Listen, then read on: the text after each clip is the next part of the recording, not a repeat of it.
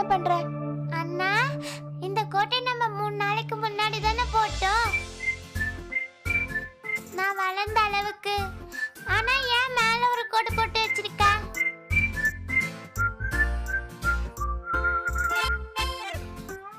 அது மீரா, அது நீ எதிர்காலத்துல எப்படி இருப்பேன்னு யோசிச்சேன்.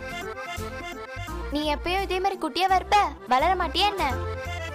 ஆமா அண்ணா, வளர்ந்துடுவேன். ஆனா அண்ணா, இங்க இருந்து மேல அவ்வளவு உயரம் எப்படி ஆவ? நீங்க நடுவுல நடுவுல கூட கோடு போட்டு இருக்கணும்ல. நீங்க ஏன் நடுவுல எந்த கோடுமே போடல? மீரா, நடுவுல இருக்க கோடை என்னால பார்க்க முடியாது. நீ இப்ப கிளம்பி போயிட்டனா நேரா அந்த இடம் வரும்போதுதான் என்ன பாப்ப. சொல்லுண்ணா, என்னாச்சு? நடுவுல நீ ஏன் எந்த கோடுமே போடல? அட மீரா குட்டி, இப்ப நீ என்ன கேள்வி கேக்குறியா? வா தூங்க போலாம். எதுவா இருந்தாலும் நாளைக்கு காலையில பேசிக்கலாம். இப்ப வா தூங்கலாம்.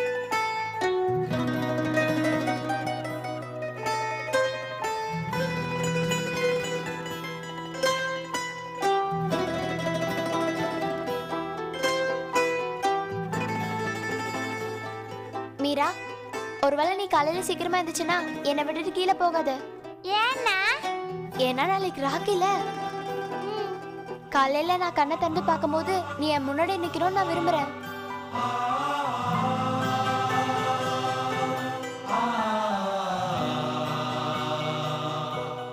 அண்ணா, நீ எனக்கு ஒரு கதை சொல்றியா?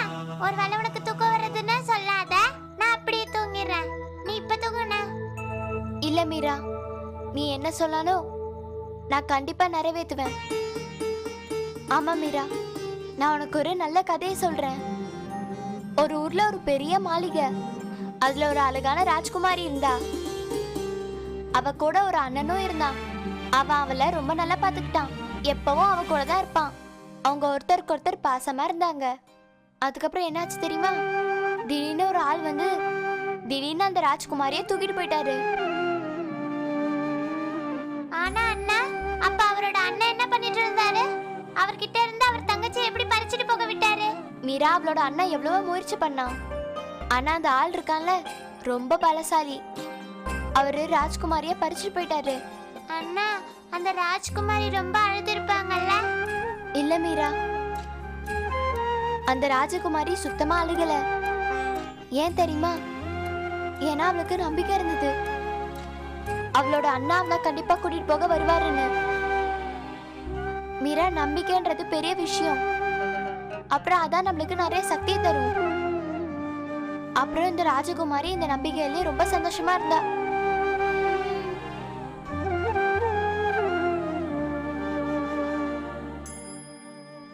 ஆனா மீரா, அவளோட அண்ணா ரொம்ப வருத்தத்துல இருந்தான். அவனுக்கு அவளோட தங்கச்சியோட பொறுப்பை ராஜா தான் ஒப்படைச்சாரு.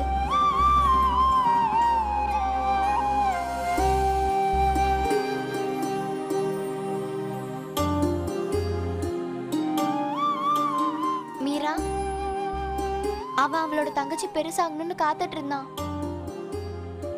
அவன் வளர்ந்ததும் ராஜகுமாரியை கூட்டிட்டு வர கிளம்பிட்டான்.